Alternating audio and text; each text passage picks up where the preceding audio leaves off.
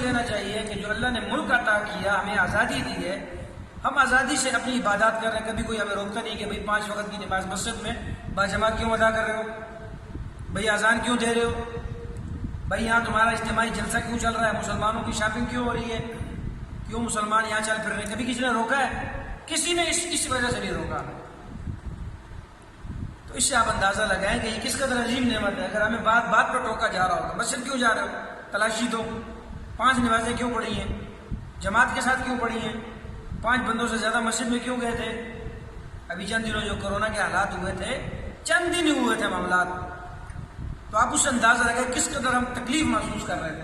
چند فٹ کا فاصلہ رکھا گیا، بھئی 4 فٹ کا فاصلہ رکھو، تو ہمیں پریشانی محسوس ہو رہی تھی. بوڑھے نہ جائیں، بچے نہ جائیں، ہمیں روکتے ہوئے شرم محسوس ہوتی تھی.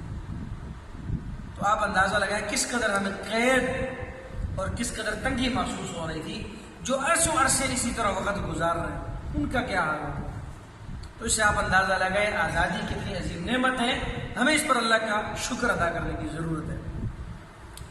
نمبر 2، اس میں یہ چیز سمجھنے کی اشد ضرورت ہے کہ ہم اس وقت آزاد مکمل ہیں یا ادھورے ہیں. اصل پیغام کیا ہمارا، آزادی مکمل ہے یا ادھوری ہے. ہم اس وقت آدھے غلام ہیں، آدھے آزاد ہیں. ہم اس وقت آدھے آزاد اور آدھے غلام ہیں. آپ کہیں کہ اس کا کیا مطلب ہے؟ آدھے آزاد کا معنی یہ ہے کہ ہم جسماً وجود کے اعتبار سے ہم آزاد ہیں، کسی قسم کی پابندی ہمیں سامنا نہیں کرنا پڑ رہی. غلام آدھے ہم اس حساب سے کہ ہمارے ذہن آج بھی انگریزوں کے غلام ہیں. ہمارا وجود تو آزاد ہے، لیکن ہمارا دماغ، ہمارے قلوب یہ آزاد نہیں. آج بھی ہم ان گوروں کے نقش قدم پر چلنے میں فخر محسوس کرتے ہیں. بھائی گوروں سے اس ملک کو آزاد دلائی گئی، گوروں سے ہمیں آزادی تو ظاہر مل گئی ہے، لیکن وہ گورے جو ہمارے نقشوں پر، دماغوں پر چھا گئے ہیں، ان کا ہر آدمی ہمارے لیے آئیڈیل بن گیا اس وقت. ان کی ہر چیزیں غیروں کی ہمارے لیے آئیڈیل ہے. تو میرے بھائی جب تک ہم ذہنی طور پر آزادی نہیں حاصل کرتے، ہم اپنے بڑوں کو، اپنے اسلاف کو، اپنے پیارے محبوب حضرت محمد مصطفیٰ صلی اللہ علیہ وسلم کو اپنا آئیڈیل نہ سمجھیں، اپنے صحابہ کرام کو، اپنے اسلاف کو اپنا آئیڈیل نہ سمجھیں. تب تک ہم آزاد نہیں ہیں. اچھا، بڑوں نے تو قربانی جو دینی تھی انہوں نے دے دی ہے، انہوں نے تکلیفیں اٹھائی ہیں، قربانیاں دی، لاکھوں کی تعداد میں لوگوں نے جانیں دی، عظیم قربانیاں دی، پھر ہمیں نعمت اللہ نے عطا کی. وہ ہمارے وجود کو آزاد کرا کے چلے گئے. کچھ ذمہ داری ہماری بنتی ہے کہ نہیں بنتی؟ بھئی ہمارے دماغ ہے، ہمارے کنٹرول میں، ہمیں چاہیے کہ ہم اس کو آزاد کرائیں نا. وراثت میں ہمیں جو آزادی دے دی ہے بڑوں نے، اس آزادی کی نہ قدری نہ کریں، بلکہ آگے جو ہمارا حق بنتا ہے، اب ہماری ذمہ داری بنتی ہے کہ ہم اپنے دماغ کو انگریزوں کی آزادی سے آزاد کریں. اگر ہم انگریز کے لباس میں فخر محسوس کریں اور اپنے پیارے پیغمبر حضرت محمد مصطفیٰ صلی اللہ علیہ وسلم کے لباس میں ہمیں شرم محسوس ہوتی ہو، پینٹ پتلون ٹائی میں اگر ہمیں فخر محسوس ہوتا ہو، خوبصورت ہم لگتے ہوں، اس دستار میں، پگڑی میں، لباس میں اگر ہمیں شرم محسوس ہوتی ہو، لوگ کہیں گے ٹوپی پہن کے آ گیا، اس مجلس میں پگڑی پہن کے آ گیا، لوگ کہیں گے.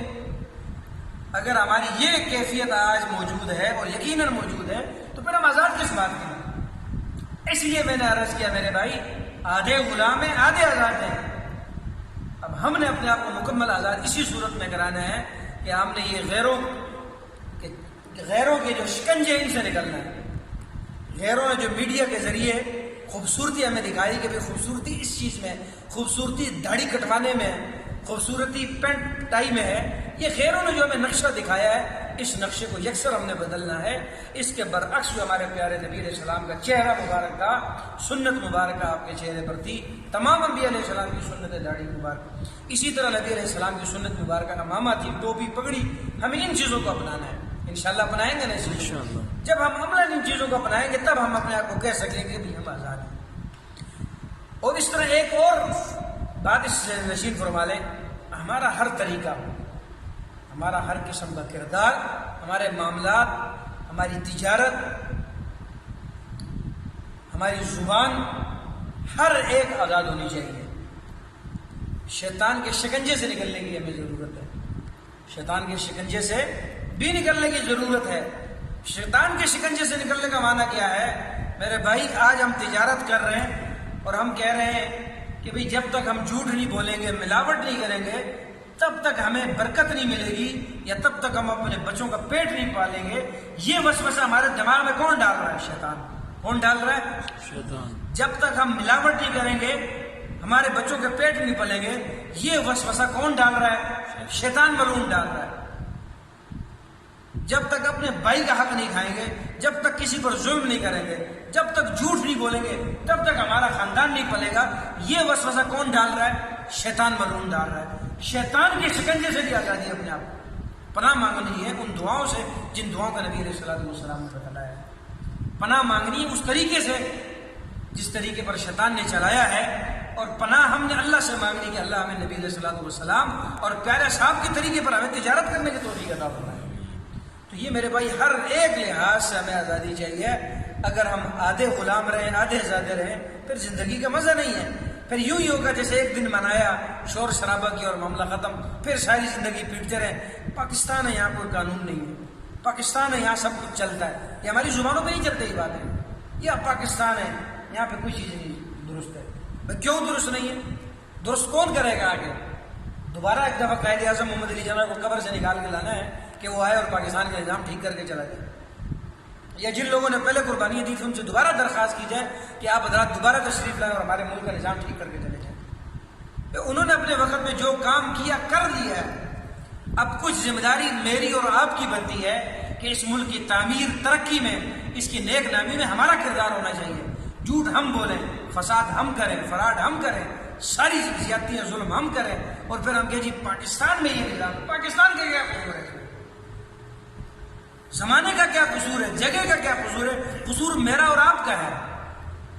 تو ہم نے اپنی خطاؤں کو درست کرنا ہے۔ دنیا میں ہم نے اگر اپنا امیج دینا ہے، نبی علیہ السلام کے طریقے پہ ہم اچھا امیج دے سکتے ہیں، صحابہ کرام کی طرز پہ سچ بول کر دیانتداری کے ساتھ ہم اپنا امیج اچھا دے سکتے ہیں۔ وہ اگر میں اسی طرح کرپشن میں ہمارا ملک بدنام ہوتا رہے، اوپر سے نیچے لے تک سارے چور ڈاکو ہیں، سارے ملک کو لوٹ رہے ہیں، تو پھر یہی ہوگا کہ پاکستانی چور ڈکیتی میں ہیرا پھیری میں آ گئے، جگاڑ میں پاکستانی آ گئے، کسی اور نیک نامی میں پاکستانی آ گئے کیوں نہیں؟ تو میرے بھائی یہ لمحہ فکریہ ہے، مکمل ہمیں آزادی حاصل کرنی ہے۔ اللہ رب العزت ایک تو ہمیں آزادی کی، جو ہمیں ہمارے وجود کو آزادی بڑوں نے دی ہے، اس کی قدر کرنے کی توفیق عطا فرمائے، اس کا شکر ادا کرنے کی توفیق عطا فرمائے۔ نمبر 2، اس کی تعمیر، ترقی، اپنے کردار، اپنے اخلاق، اپنی زبان، اپنی گفتار، اپنی سیرت، صورت سے ہمیں کرنے کی توفیق عطا فرمائے۔ اللہ رب العزت ہمیں اپنے سبیل عطا فرمائے۔